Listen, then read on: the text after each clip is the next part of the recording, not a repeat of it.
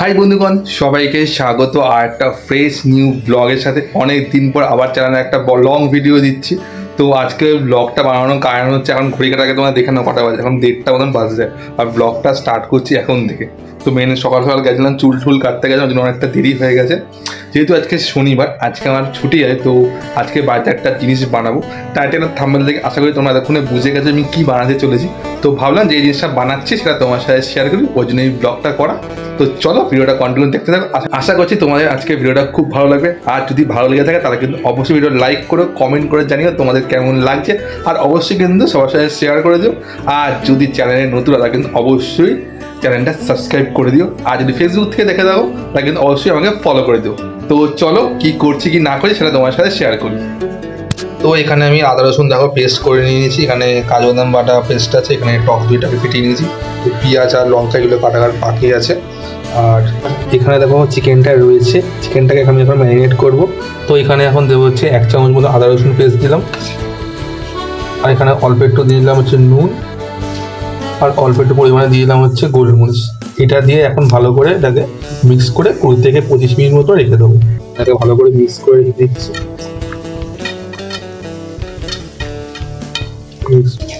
তো আমি মিক্স করে ওরা রেখে দিয়েছিলাম থাকুক 20 থেকে 25 মিনিট মতো ম্যারিনেট করা। আর এখন আমি লঙ্কা এই পেঁয়াজ এগুলো আছে এগুলোকে শাক করে কেটে নিই আগে। আর পেঁয়াজটা না মানে বলতে একদম পুরো কুচি কুচি হবে, দেখাচ্ছি তোমাদের কীরকম পেঁয়াজ ছাড়িয়ে দেখাচ্ছি। তো দেখো পেঁয়াজগুলোকে আমি পুরো ছাড়িয়ে নিয়েছি, পেঁয়াজগুলো মাঝখান দিয়ে এবারে কেটে নিয়ে দেখাচ্ছি কীরকম মানে পিস করতে হয় পেঁয়াজটা দেখিয়ে দিচ্ছি। একবারে কুচি কুচি করে না মানুষে ওরকম মানে স্লাইস হবে না, এরকম পুরো কুচি কুচি হবে, দেখাচ্ছি ওটা।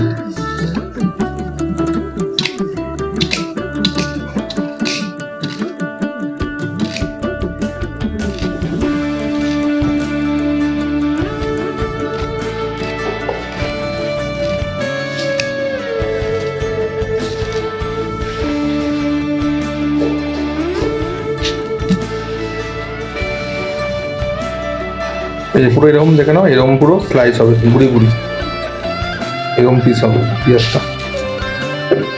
এরকম লম্বা লম্বা স্লাইস করলেও হয়, কিন্তু এটা একটা গোলতে সময় লাগে। এগুলো এরকম করে দিলে ছোটো ছোটো করে দিলে মানে ভাজতেও সুবিধা হবে আর গলতেও সুবিধা হবে, মানে তাড়াতাড়ি মানে গলে যাবে ওরকম আর কি। এরকম পুরো সাইজ হবে, ছোটো ছোটো কুচি কুচি পেঁয়াজের সাইজগুলো হবে। এনা বুঝতে পারছি কি না? এই এইরকম দেখি, এরকম পুরো গুড়ি গুড়ি গুড়ি গুড়ি হবে পেঁয়াজটা।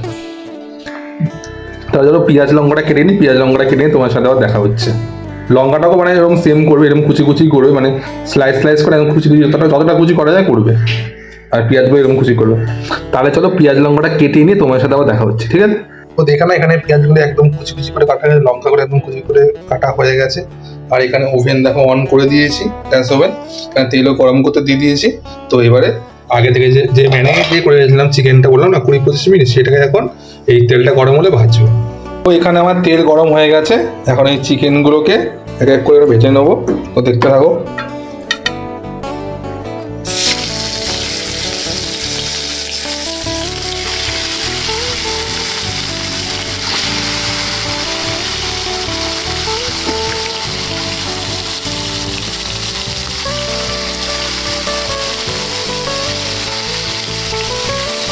চলে গেলে ভালো করে এগুলোকে ভেজে নেওয়া যাক। বেশিক্ষণ না, ওই 7 থেকে 8 মিনিট মতন ভাজলেই হবে এটা। দেখো এখানে মোটামুটি আমার চিকেনটা 40 থেকে 50% মতন কুক হয়ে গেছে। কালারটা দেখলে আশা করি বুঝতে পারবে কীরকম লাগছে। তো এইটা এখন আমি তুলে রেখে দেবো। তো ওই তেলের মধ্যে এখন দিয়ে দিলাম হচ্ছে গরম মশলা, আর সাথে দিয়ে দিলাম একটা শুকনো লঙ্কা। তো এইটাকে এখন 1 থেকে 2 মিনিট একটুখানি হালকা ফ্রাই করে নিয়ে, তো এর মধ্যে এখন দিয়ে দেবো আগে থেকে কুচনো পেঁয়াজগুলো। তো পেঁয়াজটা 2-3 মিনিট ভেজে নেবো। তারপর আমি অ্যাড করবো হচ্ছে কেটে রাখা কুচনো কাঁচা লঙ্কাগুলো। পেঁয়াজটা মোটামুটি 2 থেকে 3 মিনিট আমি ভেজে নিয়েছি, 2 থেকে 3 মিনিট কি তার বেশি মনে একটু ভেজে নিয়েছি। এখন এখানে অ্যাড করে দেবো কুচনো কাঁচা লঙ্কাটা। আর এরপর আমি অ্যাড করবো যে আদা রসুন যে পেস্টটা করে গেছিলাম, সেই পেস্টটা এর মধ্যে এখন অ্যাড করবো। ঠিক আছে, তোমার মা আমার সাথে হেল্প করে সব জিনিসপত্র দিয়ে দেওয়াতে। তো এটা মোটামুটি একটু ফ্লেমটাকে একটু লো করে কিছুক্ষণ আগে এটাকে মানে কি বলে কষিয়ে নেবো। তো এর মধ্যে এখন অ্যাড করে দিচ্ছি অল্প একটুখানি মৌরি, আর দেবো হচ্ছে ধনের গুঁড়ো। অ্যাড করে দিলাম অল্প একটুখানি ধনের গুঁড়ো, ওই 1 থেকে 1.5 চামচ মতন। তো তো এটা দিয়ে এখন কিছুক্ষণ একটুখানি মানে এটাকে ভেজে নেবো বা কষিয়ে নেবো। মোটামুটি কিছুক্ষণ একটু ফ্রাই করে নিচ্ছি। এখন এর মধ্যে দিয়ে দেবো হচ্ছে আগে থেকে যে কাজু পেস্টটা করে গেছিলাম সেটাকে এখন দিয়ে দেবো। এটা দিয়ে মোটামুটি 3 থেকে 4 মিনিট মতো একটুখানি মানে কষিয়ে নেবো। ঠিক আছে, দেখো কালারটা পুরো চেঞ্জ, কাজু পেস্টটা দেওয়ার পর কালারটা টোটালি চেঞ্জ হয়ে গেল। তো এটা দিয়ে মোটামুটি ওই 3 থেকে 4 মিনিট একটু কষিয়ে নেবো আগেও। তো দেখতে পাচ্ছ এখানে মোটামুটি কিছুক্ষণ কুক করার পর তেল দেখো ছেড়ে দিচ্ছে, বুঝতে পারছো। এবারে এই যে আগে থেকে যে ভেজে রাখা চিকেনগুলো যেগুলো ছিল সেটাকে এখন এখানে অ্যাড করে দেবো।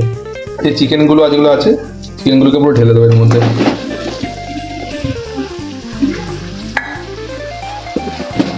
চিকেনগুলো ভালো মতন দিয়ে মোটামুটি কিছুক্ষণ এটাকে ভালো করে এগুলোকে মিক্স করে দেবে। ভালো করে এটাকে একটু মিক্স করে নিতে হবে চিকেনটাকে। তো এর মধ্যে আমরা অল্প একটু নুন অ্যাড করে দিয়েছি, যেহেতু মাংস ম্যারিনেট করার সময় আমরা নুন দিয়ে ম্যারিনেট করেছি, ওর জন্য স্বাদ মতো এখন একটু নুন দিয়ে মোটামুটি কিছুক্ষণ ভালো করে এটা মিক্স করে নেবো।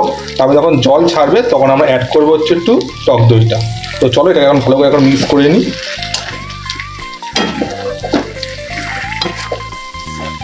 এটাকে নুনটা দিয়ে ভালো করে এটাকে ভালো করে এখন কিছুক্ষণ মিক্স করে নেবো। মোটামুটি 5-6 মিনিট করলে দেখবে আস্তে করে জল ছেড়ে দেবে আশা করছি। তো চলো মিক্স করে নিই এখন। তো মোটামুটি 4 থেকে 5 মিনিট হয়ে গেছে, অল্প অল্প জল ছাড়ছে দেখা যাচ্ছে। আর এই সময় না মানে গন্ধটা দারুণ সুন্দর বেরোচ্ছে, জানি না খেতে কতটা ভালো হবে, বাট গন্ধটা কিন্তু দারুণ সুন্দর বেরোচ্ছে। তো এইভাবে মোটামুটি আরও 2-3 মিনিট হতে দেবো। তো জল মোটামুটি আর একটুখানি ছাড়লে আমরা আগে থেকে যে টক দইটা ফিটিয়ে রেখেছিলাম সেটা এখানে অ্যাড করব। জল অনেকটা ছেড়েছে আর আমি সামান্য একটুখানি জল অ্যাড করেছিলাম, ঠিক আছে। আর এখন দিয়ে দেবো টক দই, আগেই দেখে ফিটিয়ে রাখা টক দইটা পুরো দিয়ে দিচ্ছি। তো এইটা দিয়ে মোটামুটি 8 থেকে 10 মিনিট মতো একটুখানি ভালো করে কুক করতে হবে। টক দইটা ভালো করে এখন মিক্স করে নিই, ঠিক আছে। এটাকে পুরোপুরি ভালোভাবে মিক্স করে নিই টক দইটা দিয়ে। মোটামুটি এখানে দেখো অনেকটাই মানে টক দই দেওয়ার পর অনেকটা গ্রেভি হয়ে গেছে। এতটা গ্রেভি রাখবো না, ভালো লাগবে না তাহলে। এটা একটুখানি কিছুক্ষণ মানে শুকানোর জন্য কিছুক্ষণ ঢাকনা দিয়ে কিছুক্ষণ রাখবো। তারপর তোমাকে দেখাচ্ছি কীরকম অবস্থায় আসছে। আর প্রথম কথা স্মেলটা কিন্তু দারুণ বেড়েছে, জানি না কতটা কি বুঝতে পারছো কেউ, জানি না খেতে কতটা টেস্ট হয়, কিন্তু স্মেলটা সত্যি দারুণ বেড়েছে, দারুণ লাগছে। প্রথমবার ট্রাই করলাম, জানি না খেতে কতটা ভালো লাগবে, আর স্মেলটা দারুণ লেগেছে। এটাই হচ্ছে আমার কাছে অনেক। তো চলো এরপর যা আপডেট হয় সেটা তোমার সাথে অবশ্যই শেয়ার করতে থাকি। তো এই যে আগে একটু কেসুরি মেথি গুঁড়ো করে নিয়েছি, এটাকে এবারে ওর মধ্যে ভালোভাবে এইভাবে দিয়ে দেবো কেসুরি মেথিটাকে। আর একটুখানি এখানে ভাজা জিরে গুঁড়ো করে রেখেছিলাম, ভাজা জিরে একটুখানি ভেজে গুঁড়োটা অল্প করে অল্প সামান্য একটুখানি উপরে দিয়ে দেবো। তো দেওয়ার পর ভালো করে এটাকে মিক্স করে নেব। মিক্স করলেই মোটামুটি আমাদের রেডি হয়ে গেল দই চিকেন। কালারটা তো দারুণ সুন্দর আসছে, এখানে কতটা বুঝতে পারছি, তাও দেখি ক্যামেরাটা দেখা যাচ্ছে। এই যে দেখো কালারটা দারুণ সুন্দর এসছে। কেসুরি মেথিটা দেওয়ার পর না গন্ধটা একটুখানি চেঞ্জ হলো, ভালো আরও ভালো সুন্দর লাগছে। দুটো এরকম গ্রেভি থাকবে। তো ফাইনালি আমাদের রেডি হচ্ছে দই চিকেন। দেখে নাও তোমরা, প্রথমবার আমি ট্রাই করেছি, কেমন হয়েছে পুরো রান্নাটা কিন্তু অবশ্যই কমেন্ট করে জানিও। যদি ভালো লাগে তাহলে কিন্তু অবশ্যই সবার সাথে শেয়ার করো। তো চলো এটা মোটামুটি এখন হয়ে গেছে। তো খাওয়ার সময় তোমার সাথে দেখা হচ্ছে যে এটা খেতে কেমন হয়েছে। এই যে আমার এখানে দই চিকেন রেডি হয়ে গেছে। তাহলে চলো যখন খেতে বসছি তখন তোমার সাথে দেখাচ্ছি যে এটা খেতে কেমন হয়েছে। প্রথমবার আমি ট্রাই করি, চাই না কেমন হবে, ভালো খারাপ আমি খাবো। তো চলো খাওয়ার সময় তোমার সাথে আবার দেখা হচ্ছে।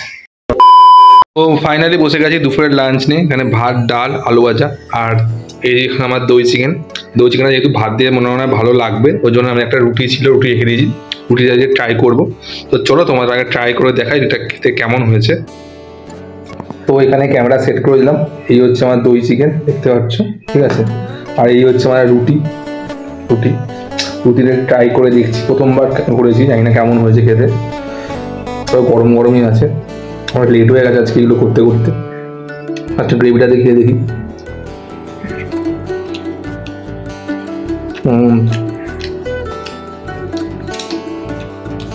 খেতে তো ভালোই হয়েছে, সব নুন টুন ঝালটা একটুখানি কম কম হয়ে যায় না কেন, লঙ্কা লঙ্কা বেশি ঝাল ছিল না।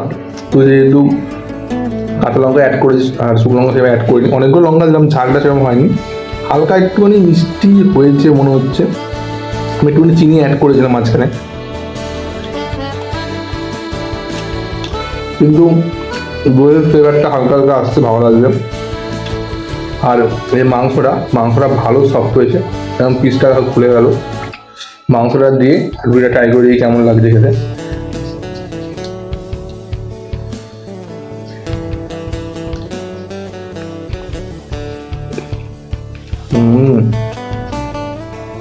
মাংসের মধ্যে কিন্তু ফ্লেভারটা পুরো ঢুকেছে, আর বেশ দারুণ লাগলো খেতে। মাংসটা শুরু ট্রাই করি। সত্যি ভালো হয়েছে,